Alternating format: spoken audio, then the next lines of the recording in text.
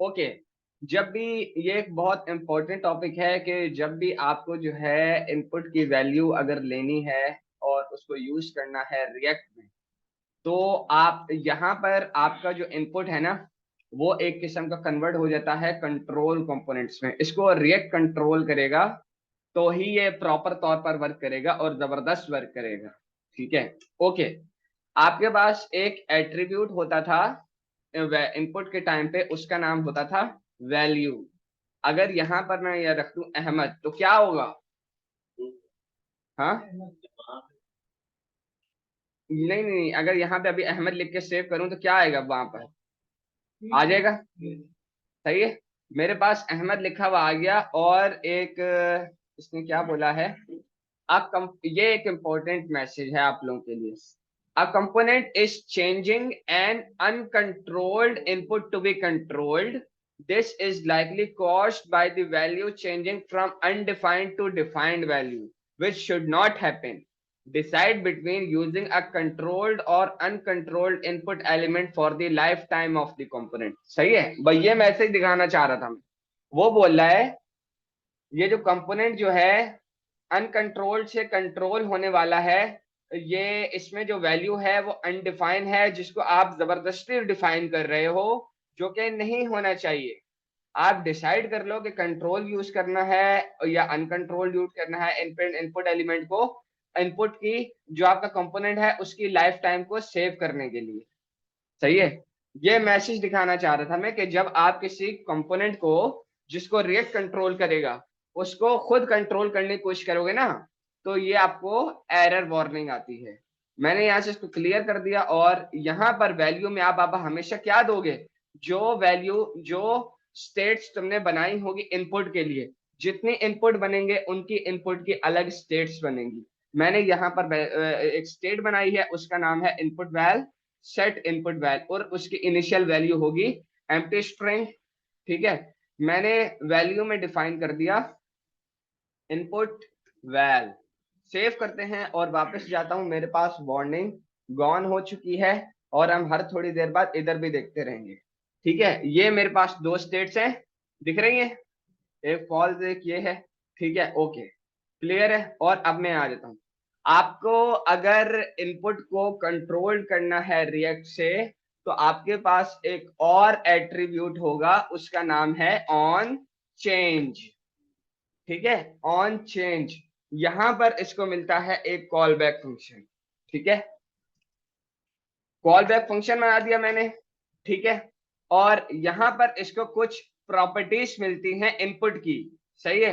Which will be consider as an element, तो उसको हम यूज करते हैं ई के तौर पर। मैंने बोला कंसोल डॉट लॉग, जो भी ई में है ना वो मुझे दे दो, ई।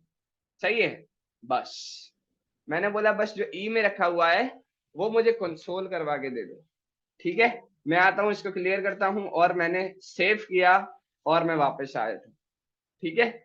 मैं यहां पर आया, और यहां पे सिर्फ मैं अब एक कीवर्ड लिखूंगा। मैंने लिखा ए लिखा, उसने मुझे line number page dot JS 231 का ये वाला कंसोल चला दिया, और मेरे पास उसने काफी सारी प्रॉपर्टीज दे दी। हमारे इस टैग का नाम क्या है? इनपुट। ठीक है। तो टारगेट के प्रॉपर्टी के अंदर इनपुट रखा हुआ है, जिसको अगर मैं क्लिक कर रहा हूं तो वो हाईलाइट हो रहा है। सही है। तो मैंने बोल दिया ऐसे करो, ई डॉट टारगेट को लेकर आ जाओ। ठीक है। बस, सेव किया, और अब मैं वापस आता हूं दोबारा। ए, मेरे पास इनपुट का एलिमेंट आ गया पूरा। ठीक है। और अब मुझे अगर इसकी वैल्यू चाहिए, वैल्यू देखो, वैल्यू मुझे मिलेगी यहां से। तो इसके पास ये वाला एट्रीब्यूट होता है वैल्यू, तो मैंने लिख दिया टारगेट डॉट वैल्यू। सही है। ये मुझे चाहिए। ठीक है। सेव करते हैं और वापस जाते हैं।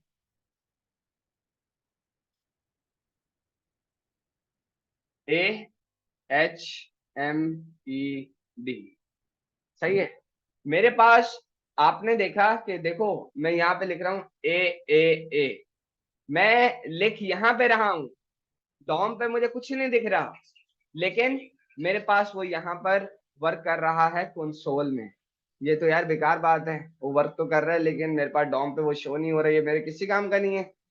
अगर मैं यहाँ पर आकर देखूं तो मेरी जो स्टेट उसके साथ एसोसिएटेड हुई भी है वो भी वर्क नहीं कर रही। इसमें भी अगर मैं देखूं तुम्हारे सामने ABCD कुछ लिख रहा हूँ, कुछ नहीं आ रहा, जबकि वही अगर मैं कंसोल पे जाकर देखूं तो मेरे को वो सब कुछ दिखा रहा है। ठीक है, तो आपको ये तो पता चल गया कि इनपुट का जो डेटा है वो यहाँ पर मुझे मिल रहा है। Is that clear? ठीक है, तो एक काम करते हैं, Ctrl+X, और आपको याद दिलाने के लिए मैं कंसोल यहीं पे कमेंट कर रहा हूं। और मैंने क्या बोला, इस चीज को जो है आप क्या करो, सेट इनपुट वैल में इसको आप स्टोर कर दो। सही है, सेट इनपुट वैल्यू में आप इसको स्टोर कर दो। नाउ ये जो इनपुट वैल्यू जो अब मैं लिखूंगा, after using on change and setting input value e.target.value, this input is now controlling by React, this is now associated with React। Save कर लेते हैं और अब हम वापस जाते हैं। मैं कंसोल नहीं खोल रहा, किसी जगह पर कोई कंसोल नहीं है। अब मैंने इसको देखना है और मैंने इसको देखना है, लाइन नंबर स्टेट नंबर 2। ठीक है, और अब आपको पता चल जाएगा वर्चुअल डॉम और एक्चुअल डॉम वर्क किस तरह कर रहा है। देखो मैंने लिखा ए, ठीक है, यहां पे भी आया ए। देखो हुआ क्या, मैंने जब ए लिखा तो असल में पहले आया यहां पर, इसने बताया इसको कि भाई उसने ए लिखा है, वर्चुअल डॉम में लिख रहा हूं मैं, वो एक्चुअल डॉम को ट्रांसफर कर रहा है कि भाई मेरी मेमोरी में ए आया है, ए बताओ यूजर को।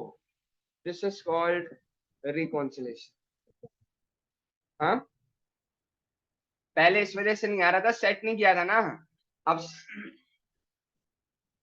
भाई देखो, जब आप जो स्टेट जिसके साथ आपने उस इनपुट को एसोसिएटेड किया हुआ होगा, जब उसमें सेट करके वैल्यू रखोगे तभी तो वो एसोसिएटेड होगा उससे। यस, ठीक है। अब मैं अगर लिख दूं HMED, ठीक है, बिल्कुल वो उसके हिसाब से वर्क कर रहा है और सब कुछ मेरा हिसाब से आ रहा है। अब अगर मैं तुम्हारे सामने यहाँ पे लिखूं console.log कि भाई यहाँ पर अब मुझे दे दो इनपुट की वैल्यू, तो अब मेरे पास डेफिनेटली वर्क करना चाहिए, क्योंकि ये इनपुट जो है रिएक्ट के स्टेट के साथ एसोसिएटेड है। ठीक है, सेव किया और वापस आता हूं, मेरे पास अहमद लिखा हुआ है, मुझे मिटाने की जरूरत नहीं है। मैंने अगर सबमिट किया तो मेरे पास अहमद लिखा हुआ आ रहा है। और मैं बोलूं कि भाई ये क्योंकि रिएक्ट के साथ वर्क कर रहा है, मैं अपने हिसाब से काम करूंगा। जैसे ही मेरे पास डेटा रेंडर हो जाए, मुझे पिछला डेटा क्लियर करना होगा। ठीक है, सेट इनपुट विजिबल EL को कर दो एम्प्टी। देखो अपडेट करने के, अच्छा सॉरी, सेट इनपुट वैल को कर दो एम्प्टी। ठीक है, सेव किया और अब मैं जाता हूं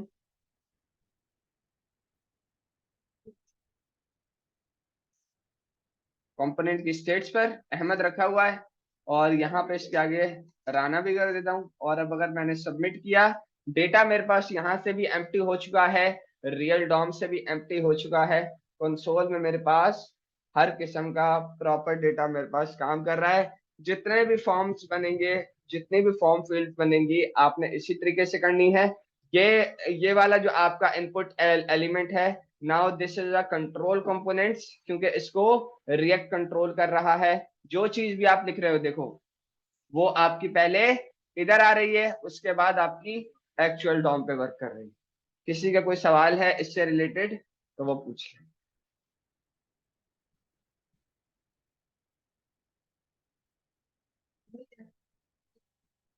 हम यस, सारी स्टेट्स को ऐसे ही वैल्यू मिलेगी। अब ऐसा नहीं होगा, डायरेक्ट इसी से सारा काम होगा। ठीक है, आप लोग इसकी प्रैक्टिस कर लो। ये टॉपिक हमारा यहाँ पे एंड हुआ। नेक्स्ट क्लास में इंशाल्लाह हम नेक्स्ट टॉपिक को कवर करेंगे। आपने कोशिश करने के जितना काम किया है वो आपको सारा आता